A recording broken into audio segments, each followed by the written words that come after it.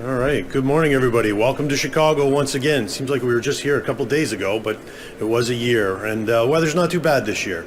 My name is Dave Wilson. I'm the Vice President of Marketing and Communications with Enlitic. We're a healthcare IT company that's using AI a little differently than most of the people you'll see here.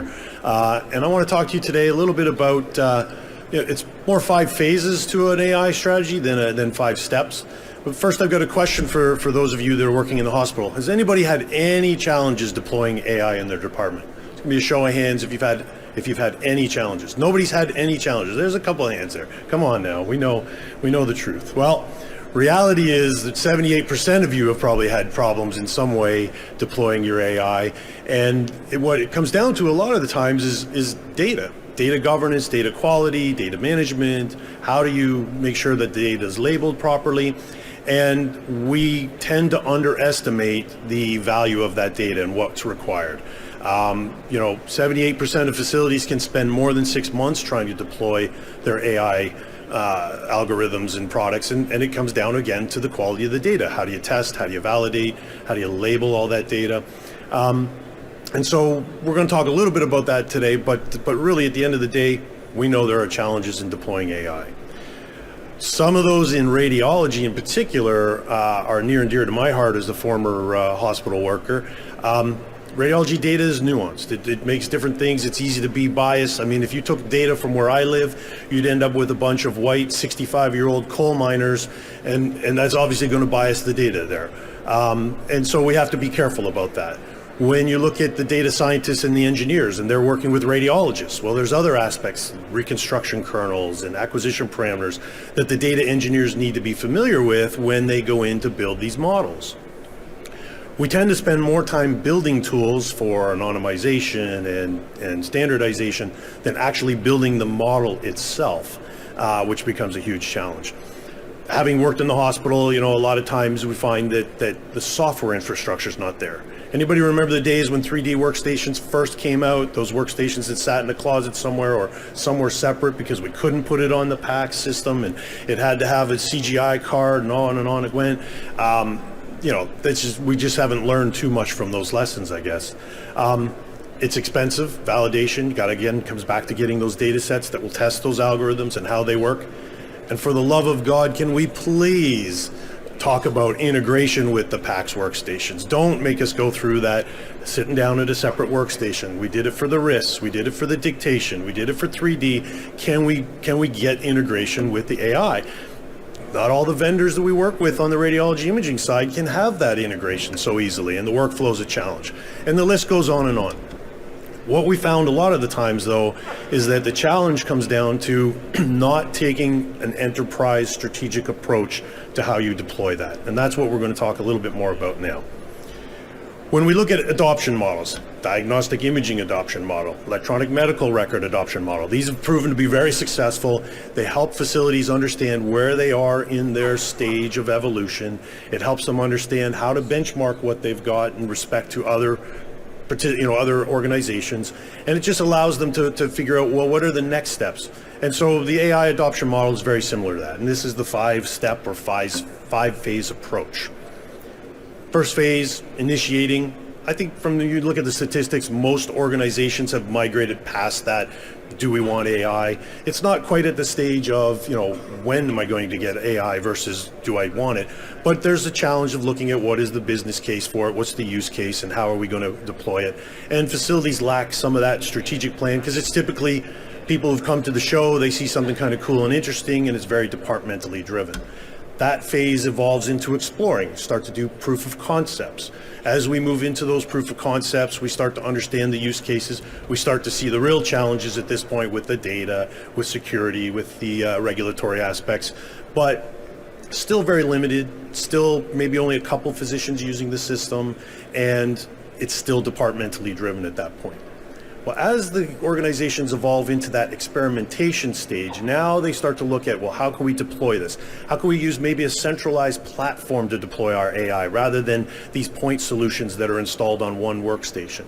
How can we manage it more centrally? How can we have more of a process around how we're going to deploy AI?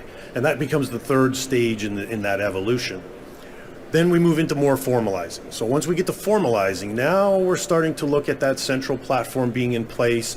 We've got more use cases for how the AI is going to benefit us. We're starting to see real ROI in what we're deploying, and it's starting to go beyond that whole, hey, I've got 1 or 2 docs using this. Now it's into the departments using it. It's starting to become routine. And then the final phase. Final phase is expanding into the whole hospital, into all areas. It's helping us decide how we go forward. They're seeing value, they're seeing ROI on that AI algorithms and those plans, and that's really where the top level of maturity starts to take place.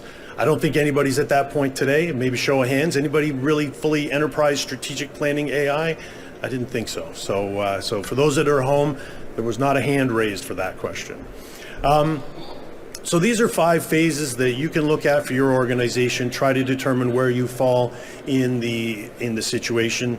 But behind these 5 phases, there really are a number of factors to consider at each of those phases. So first of all, technology. Anybody not have a PACS today? No hands? Okay. Anybody have cardiology and radiology PACS today? Hands? Couple. Are they integrated with a VNA? So see the evolution there. I mean, a few years ago, VNA was the big talk. Now everybody's moving in that direction.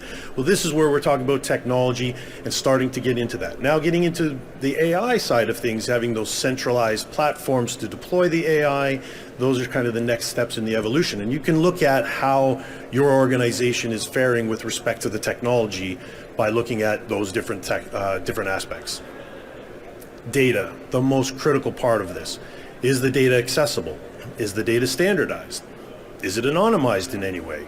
How are you using the data? Are you using it for, general processes, quality improvement? Are you using it for clinical purposes? And in some cases, these AI point solutions will be driving clinical decisions out of that.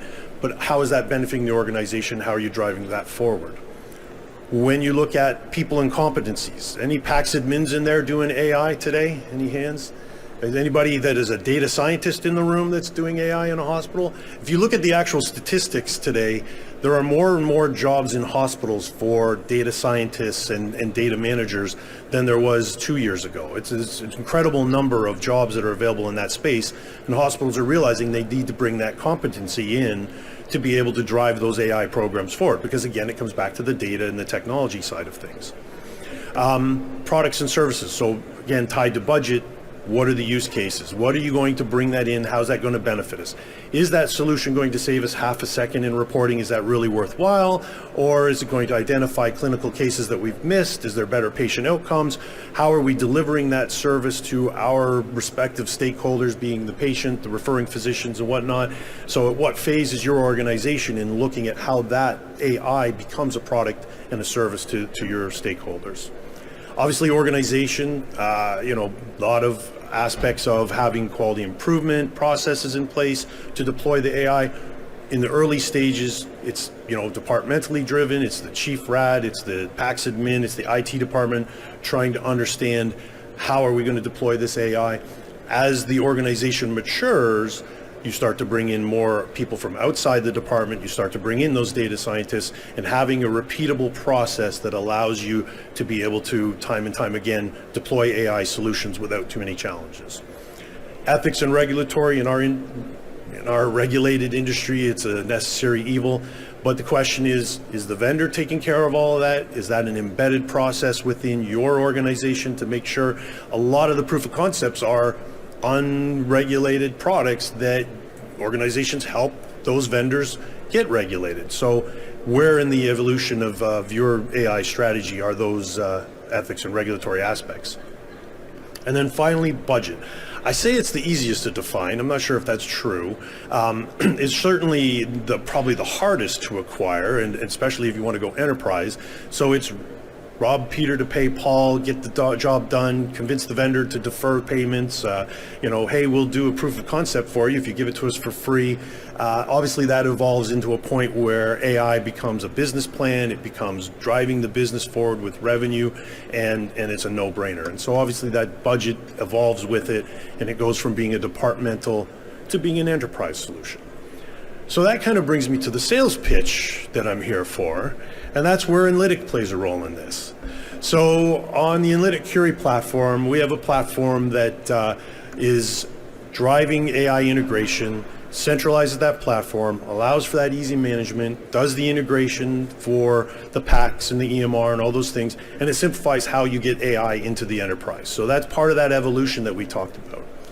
The Curie Index product, it is a data standardization product that uses AI in a different way. We're looking at the data, we're using NLP, we're using computer vision to look at those images and to standardize that data so that when you want to make a query, you can pull back the 42-year-old Hispanic female with a positive lung nodule and all the patients that are similar to that, which is because the data has been standardized. If you go in, and we've done some studies with 7 or 8 facilities where there's 250,000 studies that have no series description on it because it's a scout image for an MR. And when the radiologists are trying to hang and display these images, there's a challenge. When you're trying to pull back the data, there's a challenge. And so using Index, you can standardize that data, normalize it, and now you can pull back a very consistent type of study every time. And Curie NCOG is our anonymization tool, but it's not like other anonymization tools that wipe out the data. It takes a look at what the clinical relevance of that data is. So having Index standardize the data and then maintaining that clinical relevance, again, using computer vision and NLP, we can look at the study, we can look at the headers, we can look at the metadata, the burned in pixel data, and we can anonymize the study, but maintain that clinical context that becomes important. If you think about data monetization in any way, question, anybody looking at data monetization as a revenue source, selling your data to pharma and whatnot? Nobody? This is a way you can do that without, oh, we have a taker in the front row, without having to lose the value of that data, without the companies that are buying that data. You've now got nicely organized data with all of the PHI protected, yet still clinically relevant. So the value of your study goes from $60 closer to that $250 a study. So it's a worthwhile tool to add in there.